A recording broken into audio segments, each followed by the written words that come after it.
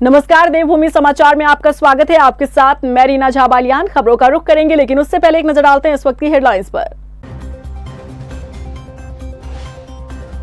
Investor summit को सफल बनाने पर धामी सरकार का फोकस। प्रदेश में निवेश लाने के लिए सीएम धामी ने किया लंदन में रोड शो। आगामी बैठकों पर किया मंथन।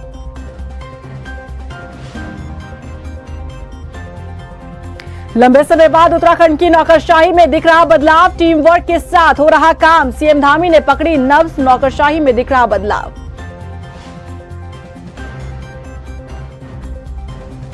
सफेदपोश भूमाफिया पर कार्रवाई की तैयारी में देहरादून की पुलिस। अजय सिंह को एसएसपी बनाए जाने के बाद एक्शन में है फोर्स। जल्द हो सकते हैं बड़े खुलासे।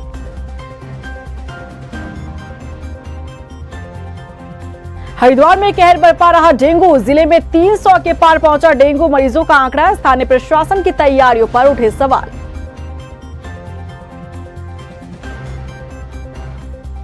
और चलिए बुलेटिन की शुरुआत कर लेते हैं। सूबे के मुखिया पुष्कर सिंह धामी ब्रिटेन दौरे पर हैं। मंगलवार को लंदन में सीएम धामी ने ग्लोबल इन्वेस्टर समिट में इन्वेस्टर्स को आकर्षित करने के लिए रोड शो किया। इसके अलावा लंदन और बर्मिंघम के बड़े बिजनेस हाउसेस में प्रस्तावित बैठकों पर भी मंथन हुआ।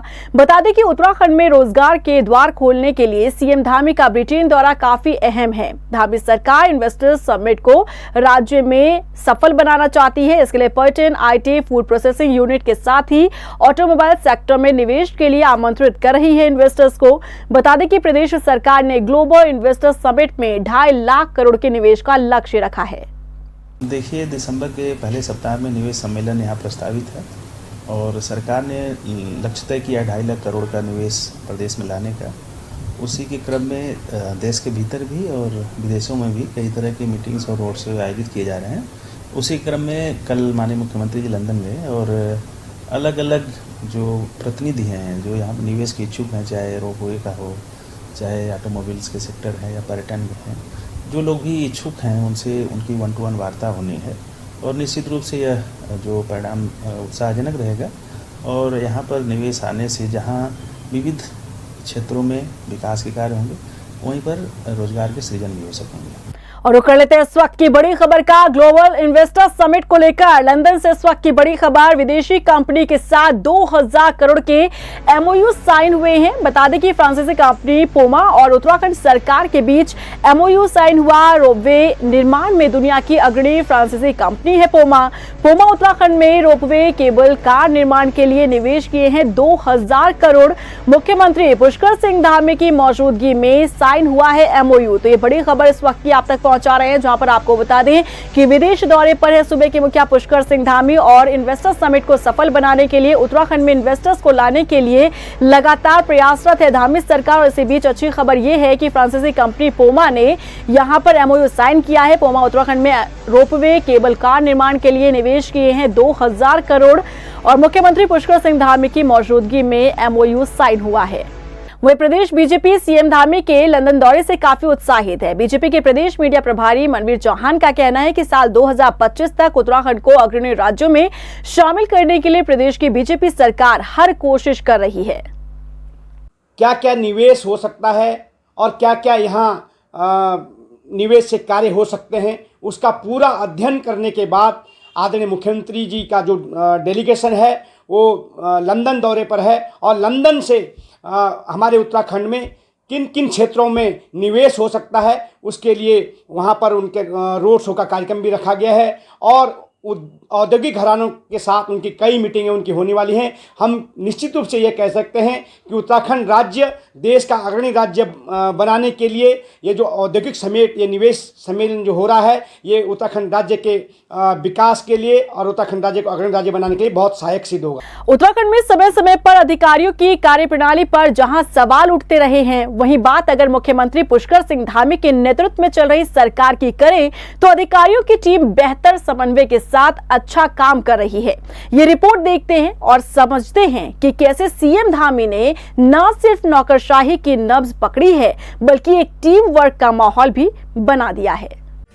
उत्तराखंड में अधिकारियों की मनमानी की खबरें आपने बहुत सुनी होंगी, लेकिन जो खबर आज हम आपको दिखाने जा रहे हैं उसे आप भी कहेंगे कि अधिकारी बेहतर काम भी करते हैं और प्रदेश के विकास में अपना महत्वपूर्ण योगदान भी देते हैं। क्योंकि बिना अधिकारियों की किसी भी योजना को धरातल पर उतारना मुमकिन नहीं होता। हालांकि उत्तराखंड में पिछली सरकारों पर अधिकारियों की मनमानी के आरोप लगते रहे हैं, लेकिन धामी सरकार में अधिकारियों पर यह आरोप ना के बराबर है। अधिकारियों का सरकार के साथ बेहतर तालमेल नजर आ रहा है। खासकर मुख्यमंत्री पुष्कर सिंह धामी की टीम में जो अधिकारी शामिल हैं, उनमें कई अधिकारी जनता के भी हीरो हैं, जो अपनी कार्यप्रणाली से जनता को भी प्रभावित करते हैं। एसएस संधू मुख्य सचिव। एसएस संधू अपने शालीन व्यवहार और चुपचाप तरीके से काम करने के लिए जाने जाते हैं। समन्वय बनाकर बेहतर काम और अधिकारियों से काम लेने की कला उन्हें निपुण बनाती है। यही वजह है कि सेवा विस्तार का भी तोहफा संधू को मिला है। राधा रतूड़ी अपर मुख्य सचिव। राधा रतूड़ी की कार्यशैली से भी उत्तराखंड की जनता भली भांति परिचित है। यही वजह है कि मुख्यमंत्री की कोर टीम में राधा रतूड़ी को भी जगह मिली है। आर मीनाक्षी सुंदरम सचिव मुख्यमंत्री। मीनाक्षी सुंदरम का भी काम करने का तरीका उन्हें अलग बनाता है।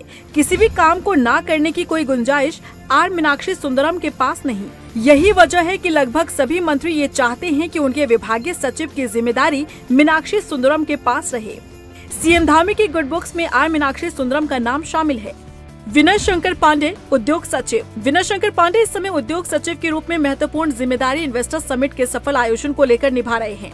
मुख्यमंत्री पुष्कर सिंह धामी के कोर टीम का हिस्सा इसलिए हैं क्योंकि विनय शंकर पांडे बेहतर काम करने वाले अधिकारियों में अपनी पहचान रखते हैं। आईएएस बंशीधर तिवारी। सीएम धामी की कोर टीम के अधिकारियों में बंशीधर तिवारी भी खास महत्व रखते हैं, जिनके पास शिक्षा महानिदेशक की महत्वपूर्ण जिम्मेदारी है। वीसीएमडीडीए की जिम्मेदारी बंशीधर तिवारी निभा रहे हैं। सबसे महत्वपूर्ण सूचना महानिदेशक की भी जिम्मेदारी वो निभा रहे हैं। सरकार की योजनाओं का प्रचार प्रसार का जिम्मा उन्हीं के कंधों के ऊपर है। शासन में बैठे अधिकारियों का जहां सरकार के साथ बेहतर तालमेल नजर आता है, तो वहीं मुख्यमंत्री पुष्कर सिंह धामी की कोर टीम में जो अधिकारी हैं, वो अपनी महत्वपूर्ण भागीदारी प्रदेश सरकार के कामों को धरातल पर उतारने को लेकर निभा रहे हैं। लेकिन ऐसा नहीं है कि केवल मुख्यमंत्री पुष्कर सिंह धामी की कोर टीम में जो अधिकारी शामिल हैं, वही बेहतर काम कर रहे हैं। शासन स्तर पर भी कई अधिकारी बेहतर काम कर रहे हैं, तो वहीं जिलों में बैठे अधिकारी भी मुख्यमंत्री पुष्कर सिंह धामी के निर्देश पर बेहतर काम कर रहे हैं। सरकार से लेकर शासन स्तर और जिला स्तर पर बेहतर समन्वय के साथ काम होता हुआ नजर आ रहा है। और किसी भी प्रदेश के विकास के लिए ये बेहद अहम है कि मुख्यमंत्री एक बेहतर टीम बनाकर बेहतर तालमेल के साथ प्रदेश के विकास को पटरी पर दौड़ाए। उत्तराखंड में भी कुछ यही नजर आ रहा है।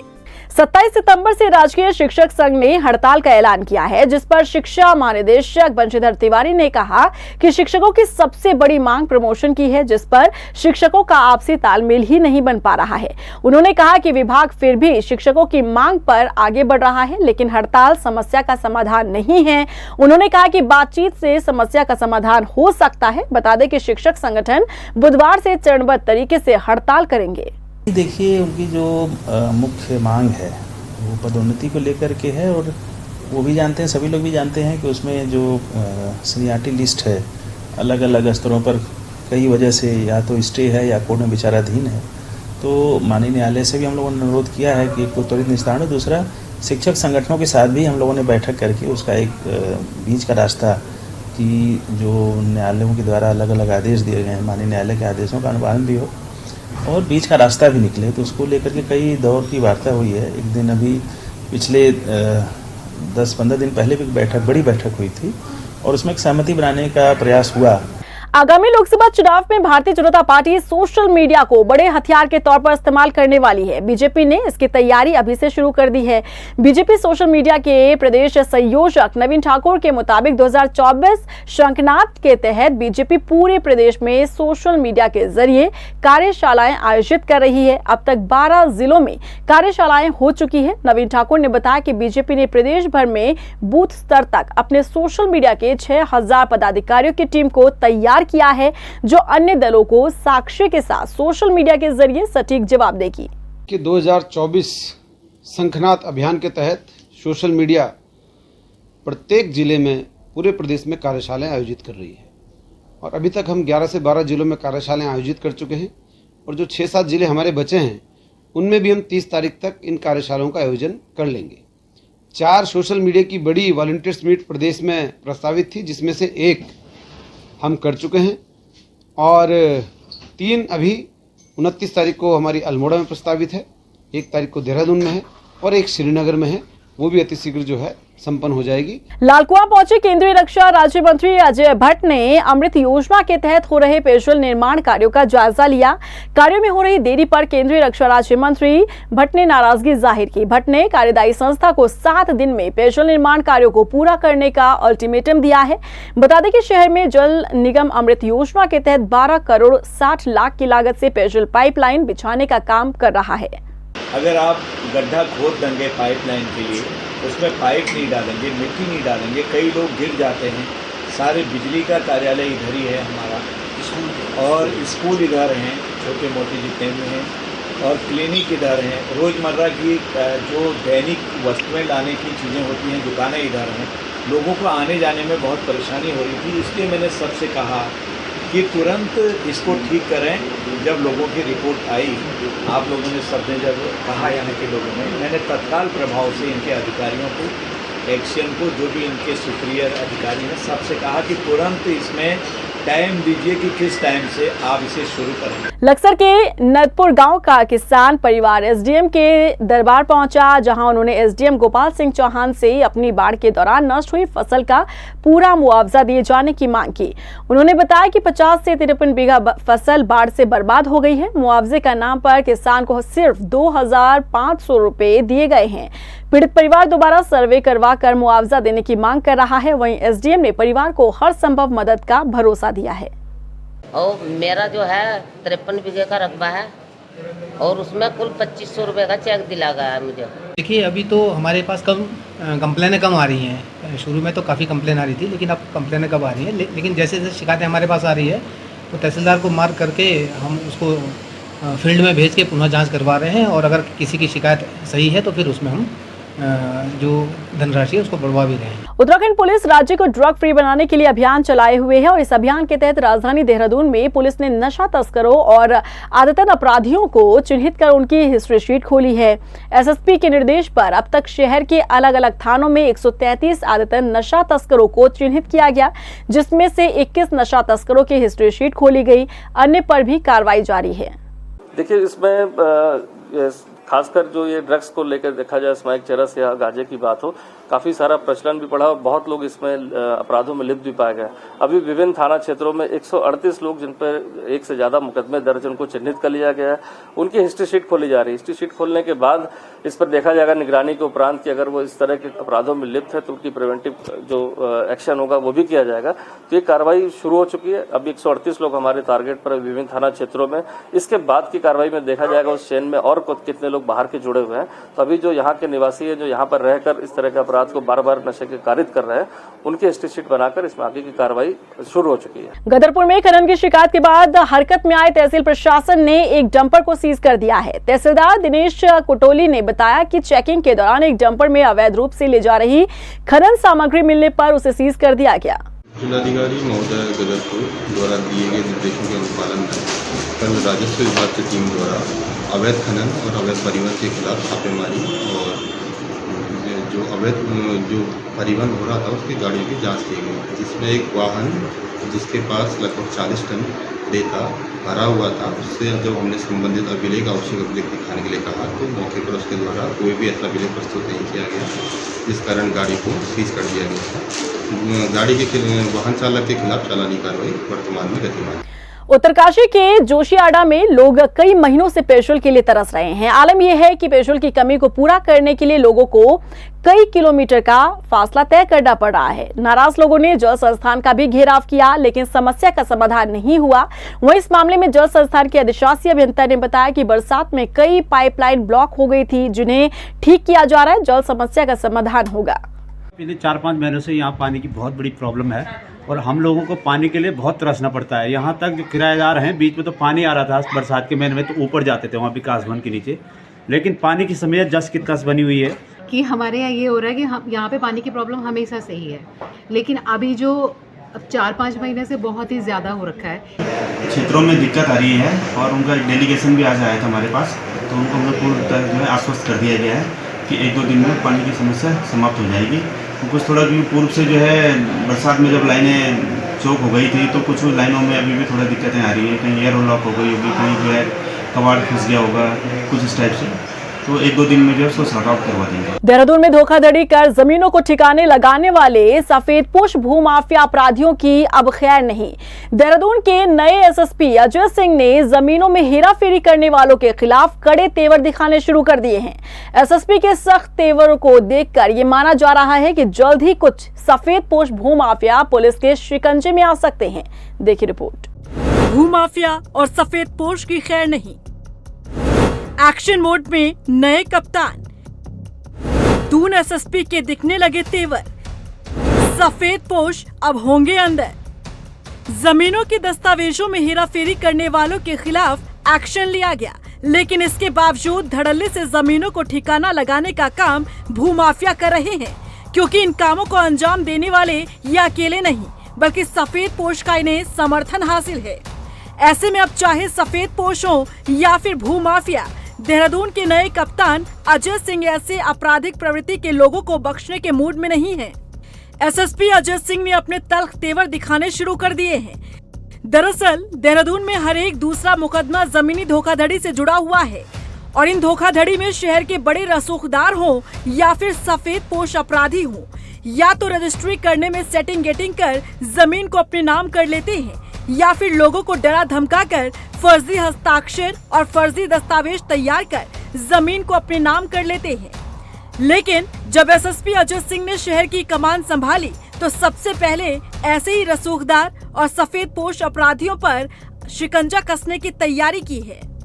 एसएसपी ने सफेदपोश अपराधियों के खिलाफ अभियान चलाकर कार्रवाई के निर्देश दिए हैं। देखिए, जमीन की धोखाधड़ी चूंकि जिस हिसाब से रेट यहाँ पे बढ़ गए हैं, तो जो धोखाधड़ी के जो मामले आते हैं उसमें वैल्यू बहुत ज्यादा होती है। 200-300 गज की जमीन में भी वैल्यू 1 करोड़ की होती है और इससे जो विक्टिम होता है उसको बहुत ज्यादा उसकी नुकसान भी होता है। जो उसकी लाइफ भर की कमाई होती है वो भी उसमें फंस जाती है। चूंकि जो धाराएं बनती हैं उसमें तो हम मुकदमा दर्ज करते हैं, लेकिन जो कुछ धाराएं ऐसी हैं जिसमें हम कानूनी रूप से उसकी गिरफ्तारी नहीं कर पाते। लेकिन कोशिश ये है कि जल्दी से जल्दी केस को जो है साक्ष्यों के आधार पर चार्जशीट कर दिया है, जिससे कि न्यायालय में केस चले और विक्टिम को रिलीफ मिले या अभियुक्त को सजा मिले। फिर भी इस पे जो जिस तरह की शिकायतें आ रही हैं उसको देखते हुए यहाँ पर सभी शिकायतों का परीक्षण करा जा रहा है। उसमें राजपत्रित अधिकारी को ही जांच दी जा रही है, जिससे कि पूरे तथ्य सामने आ जाए। सही तथ्य है तो तत्काल मुकदमा दर्ज हो जाए और इस तरह के जो अपराधी लगातार लगे हुए हैं इसमें उनको भी चिन्हीकरण करके, जैसे बड़े बड़े जो अपराधी हैं या गैंग बनाकर लोगों को ठग रहे हैं, तो अब चूंकि अब गैंगस्टर एक्ट ऐसी धारा है जिसमें हम उनकी प्रॉपर्टी अटैचमेंट कर सकते हैं, तो काफी सारे थानों में चिन्हीकरण हो चुका है जिसमें आगे कार्रवाई की जाएगी। इतना ही नहीं, एसएसपी अजय सिंह ने अपराधियों के खिलाफ गैंगस्टर एक्ट के तहत मुकदमा पंजीकृत करते हुए उनकी संपत्तियों के जब्त की कार्रवाई के भी निर्देश दिए हैं।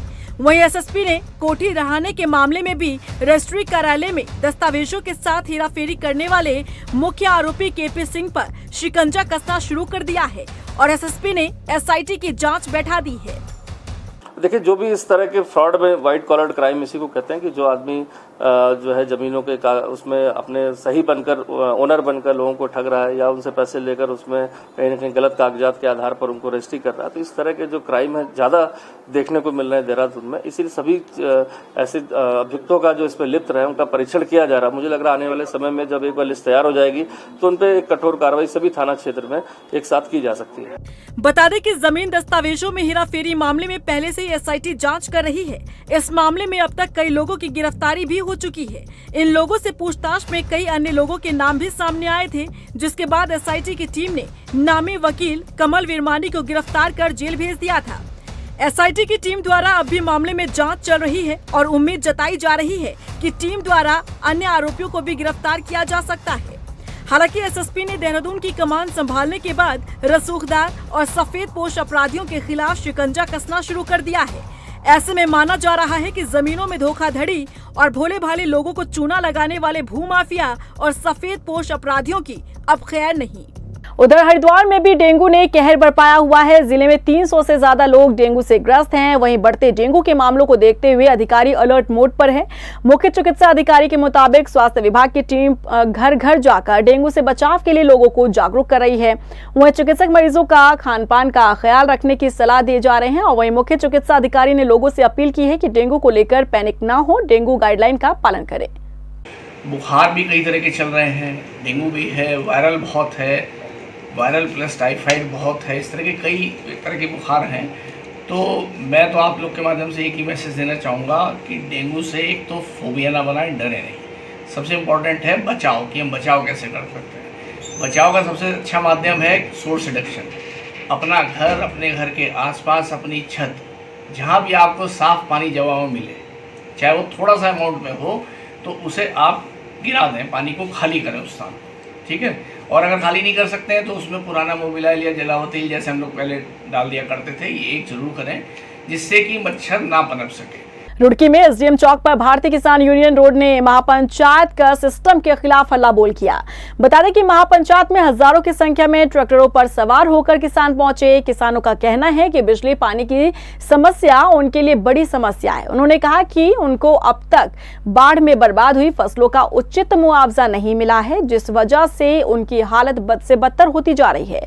किसानों ने आरोप लगाया कि उन पर बिजली चोरी के आरोप लगाकर लाखों रुपयों का जुर्माना लगाया जा रहा है, जिससे किसान आहत हैं। किसानों ने सिस्टम को चेताते हुए कहा कि अधिकारी बाज नहीं आए तो किसान आंदोलन करेंगे।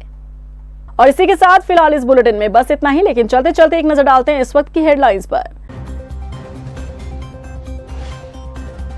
इन्वेस्टर समिट को सफल बनाने पर धामी सरकार का फोकस। प्रदेश में निवेश लाने के लिए सीएम धामी ने किया लंदन में रोड शो, आगामी बैठकों पर किया मंथन।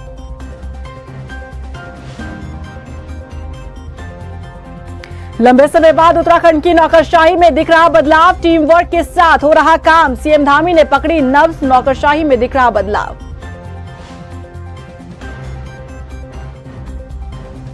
सफेदपोश भूमाफिया पर कार्रवाई की तैयारी में देहरादून की पुलिस। अजय सिंह को एसएसपी बनाए जाने के बाद एक्शन में है फोर्स, जल्द हो सकते हैं बड़े खुलासे।